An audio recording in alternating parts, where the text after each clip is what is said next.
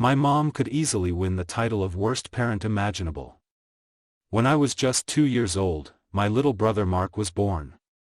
As any toddler might, I didn't handle it well. I acted out, jealous and confused, struggling with the sudden shift in attention. But thankfully, my grandparents stepped in, kind, patient people who helped me understand that my behavior wasn't okay. Over time, I learned to care for Mark, to love him, and I actually started helping out with him whenever I could. Unfortunately, that didn't earn me any points with my mom. Despite my efforts to change, she pushed me aside, dumping me on my grandparents to raise because, in her words, I was a demonic hell spawn. Mark was her new favorite, the shiny toy she just unwrapped, while I was tossed aside like yesterday's trash. Eventually, Mom had 4 children in total, Mark and me with my biological father, and later, Sam and Alicia with her second husband. By the time I was 13, Mark was around 11, Alicia was a toddler, and Sam had just been born. Mom and Dad had long since divorced, and she had remarried. I was in that phase where I thought I knew everything, where the world didn't make sense and no one seemed to understand me. Instead of guidance, I got fists. My stepdad's answer to rebellion was violence. Every time I questioned something or showed a shred of independence, he beat me. And my mother? She would just stand there. Watch. Do nothing. Sometimes she didn't even bother to look up. That was when the idea of revenge first rooted itself in me. I didn't have a plan. After years of physical and emotional trauma, and even having a fully loaded bookcase fall on me at age 11, my mind wasn't in the best place. But I knew I wanted justice, somehow. I decided to wait. And with that, my mom made her first irreversible mistake. But it didn't stop there. Neither she nor my stepdad did any real work around the house. Instead, they waited for the weekend, when my grandparents would leave town to visit my great-grandmother, and they'd dump all the chores on us kids. I get chores. I really do. But this wasn't take out the trash or sweep the floor. This was dangerous stuff. At 10 or 11, I was climbing onto the roof to clear gutters, or scaling trees to cut branches. That's not a chore. That's putting a child in harm's way. Let me jump forward a bit. When I turned 14, something happened that still haunts me. My mom asked Mark and me to watch over Alicia, who was about 2 years old then. Stepdad was glued to his video games, as usual. Sometimes, if we weren't acting up in his eyes, he'd let us sit and watch him play. But playing ourselves? Off limits unless he supervised every move. At some point, while sitting there, I suddenly looked up and asked, "Wait. Where's Alicia?" And that's when panic hit like a truck. Mark and I jumped up and started frantically searching the house. Stepdad went to check on Mom, who was asleep in her bedroom with the baby, Sam. She'd been up most of the night. My dad, who happened to be visiting that day, was in the kitchen making a quick snack. He didn't even realize what was going on until the panic reached full volume. He burned his hand on the stove trying to rush and help once he realized something was wrong. Mark and I ran out back, checked the yard, nothing. We didn't even think to look at the pool. In a frenzy, we raced back inside and started digging through the garage. Then we heard the scream. My mother's voice, loud, broken, hysterical, ripped through the house. We bolted outside to find Alicia lying on the deck, completely still. She wasn't breathing. My mom and stepdad were trying to do CPR, their hands shaking, eyes wide with terror. My dad pulled Mark and me back into the house, trying to shield us as the ambulance was called. But it was too late. Alicia didn't make it. They pulled the plug that very night, and that was mistake number 2. Mark and I were completely shattered. I was just a teenager, and he wasn't even that yet, but the guilt hit us hard. We immediately blamed ourselves, even though we were only kids. Thankfully, our grandparents stepped in and reassured us, reminding us over and over that none of it was our fault. That it wasn't our burden to carry. But the weight didn't lift. About a week later, Child Protective Services got involved. That tragedy finally lit a fire under my father, and he decided to pursue full custody. He argued that my mother was unfit to raise us, and, at least for a while, he won. But it didn't last. My grandparents believed my mom was still the best option for us and pushed back hard in court. Eventually, she got custody again. Looking back, that was another turning point, one more failure in a long list. Fast forward a few years, I was 18, finally legal, about to graduate, and determined to move forward and build a life of my own. Mark, by then 15, had recently gotten into a fight and ended up with a badly broken finger. Doctors had to insert screws and pins to fix it, and he was put on strong painkillers. My mother was supposed to keep a close eye on his medication, to manage it responsibly. But she didn't. One afternoon, my grandfather came to pick me up from school. His expression gave everything away before he said a word. When we got to the house, I saw paramedics wheeling out a stretcher, with a body bag on it. Mark had overdosed. He died because my mother hadn't been watching him. She was careless. Again. And this time, it was fatal. That was it for me. The final straw, our family split in two. My mom's side, including the grandparents I was still living with, and my dad's side, who had me. I stood firmly with my father. His position was simple and brutal. If Mom had been even a halfway decent parent, Mark would still be alive. And to make things worse, CPS had removed Sam from her custody and placed him in foster care. She was banned from raising children ever again. I never saw Sam again after that. My little brother was gone. My little sister was gone. My remaining sibling had vanished into the system. I had become an only child, and it was her fault. All of it. She stole my childhood. She abused me, emotionally, mentally, physically.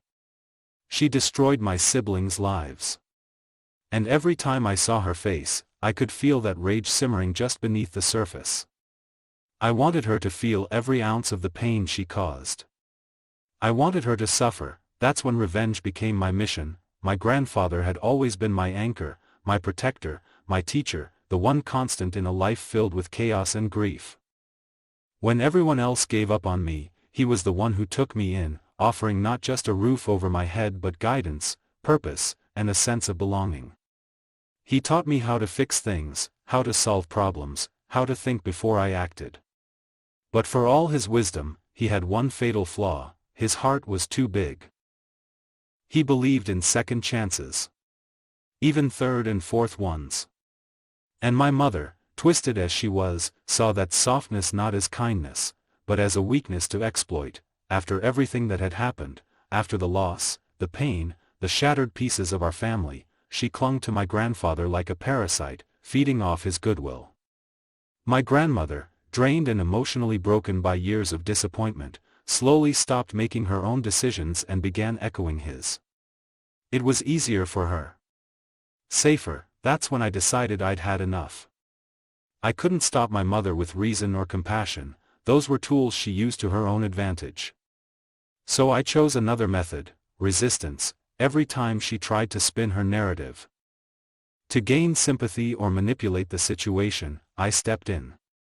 I challenged her at every turn. If she demanded something, I objected. If she guilt-tripped them, I exposed it. Loudly. In front of them. I didn't expect to win. My grandparents were still too far under her spell, but that wasn't my goal. My goal was to chip away at her composure. To push her. To force her to confront the same powerlessness she had inflicted on me and everyone else. I wanted her to break, just once. I wanted her to hit me, scream, lash out. I wanted a reason. Something I could use to finally retaliate with justification. She never raised a hand. But she came close. I saw it in the way her jaw clenched. Her fists tightened, her eyes filled with fury she couldn't release. And then came the tears, quiet, bitter tears she tried to hide. I knew I was getting to her. I was winning, one crack at a time, and then fate handed me something more than I could have ever planned for. One morning, I got the call, she'd slipped at work. A bad fall. Several herniated discs. The damage was severe, she'd be dealing with it for the rest of her life. The moment I heard, a twisted sense of satisfaction bloomed in my chest. I smiled. Not out of joy, but out of justice. At the same time, another piece of the puzzle fell into place. My stepfather, who had drifted out of our lives, was arrested for doctor shopping, illegally obtaining prescriptions from multiple sources.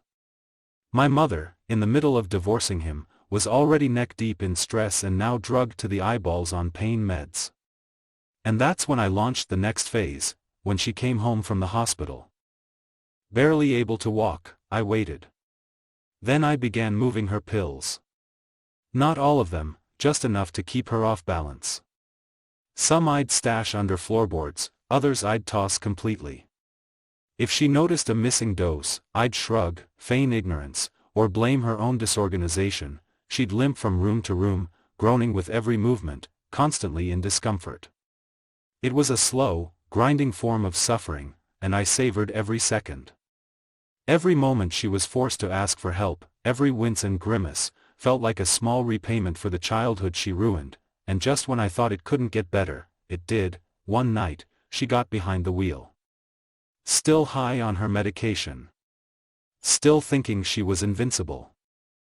She crashed. When the police arrived and tested her, they found she was under the influence. She was arrested on the spot and charged with a DUI. The sentence?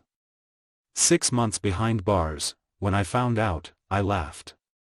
I didn't even try to hide it. The image of her, locked away, powerless and disgraced, was everything I had dreamed of. She was hurting, she was humiliated, and now she was legally stripped of her freedom. It was poetic. This was just the beginning. A prelude. The first domino had fallen. And I knew then, this was the perfect start to something much bigger. My revenge wasn't loud. It wasn't explosive. It was patient. It was precise, and it had only just begun. Once my mother got out of jail, time moved on. A few years passed, and somehow, we ended up under the same roof again. It wasn't by choice, it was necessity, circumstance, and a little bit of manipulation on her part, as always. By then, I had finally started college. I had made the mistake of taking a gap year after graduating high school, telling myself I needed time to breathe, to regroup. But all it really did was delay everything. I missed application windows, deadlines flew by, and when I was finally ready to move forward, I was behind. My grandparents, ever the anchors in my turbulent life, made me a deal. A generous one, really. They said I could live with them rent-free, on 2 conditions: stay enrolled in school, and hold a job. That's it. As long as I was trying, I had their support. I didn't hesitate, I accepted immediately. It was the first real sense of stability I'd had in a long time. While my mother was behind bars, I had taken the time to quietly reshape my world, piece by piece, inch by inch. I started with something simple: her room. I boxed up all her possessions, every photograph, every piece of clothing, every scrap of paper that screamed her, and shoved them into a storage unit, out of sight, out of mind. Her old bedroom, which had always felt like a toxic center of gravity in the house, was now mine. A space reclaimed. A space of my own. And my old room? I converted it into something else entirely, my sanctuary, my escape.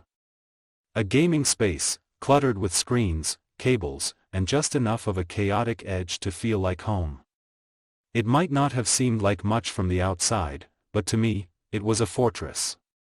A place where I was in control. When she was released and returned home, reality hit her like a wall. There was no warm welcome. No fanfare. Just a couch. That was all she had left, a beat-up piece of furniture in the living room, barely suitable to sit on, let alone sleep on night after night. And I made no effort to make her more comfortable. Every morning, I watched her wince and groan as she sat up, rubbing her back. Her face contorted with pain. The couch's metal bar dug into her spine night after night, and it showed. But I said nothing. Offered nothing. I just observed, silently, as the consequences of her life's choices caught up to her one morning at a time. This wasn't revenge that came in a loud explosion. It didn't need to be. This was slow, methodical. It was a quiet unraveling. A drawn-out discomfort that mirrored the years of chaos she had sown in all of us. It was my slow burn, my passive retaliation, and every sigh, every groan, every sleepless night of hers was a reminder that control had finally shifted. Eventually, we moved back into our old family home. The walls still whispered with old memories, some warm. Most not. For me, it was a place that held both comfort and pain. But for my mother, it became a stage where her decline continued to play out. Not long after we settled back in, her chronic back issues worsened. She claimed it was from years of untreated injuries, but the truth was more complicated. The truth was, most of it came from her own reckless choices, refusing to follow doctors' orders, overexerting herself when she should have been resting, self-medicating when she should have been healing. And yet, she somehow managed to twist the story into one where she was the victim of circumstance.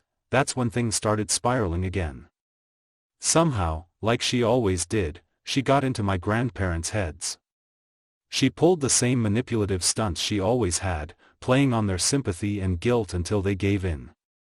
She convinced them to help her get painkillers. Illegally. She'd make the arrangements with a dealer, and they, my aging, weary grandparents, would pay for it. My grandfather was reluctant. But my grandmother, still drowning in grief and maternal guilt, couldn't say no to her little girl. No matter how much destruction followed, I was furious. I confronted them more than once. I tried to explain the danger, begged them to see how badly this could end. If you get caught, I warned them, you'll go down with her. But it was like shouting into a storm. My grandfather listened, nodded, even agreed. But my grandmother. She was too far gone in her desire to fix what had already been shattered. She wanted redemption through enabling.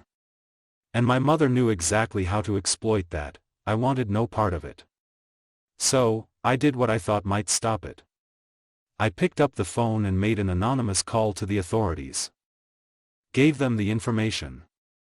Hoping, praying, it would scare them straight, or at the very least, throw a wrench in her operation. But nothing came of it. No knock at the door. No questions. No investigations. Just silence. Another failed attempt at justice. Another reminder that even when I tried to fight back, she somehow slithered through the cracks. I felt powerless. Again.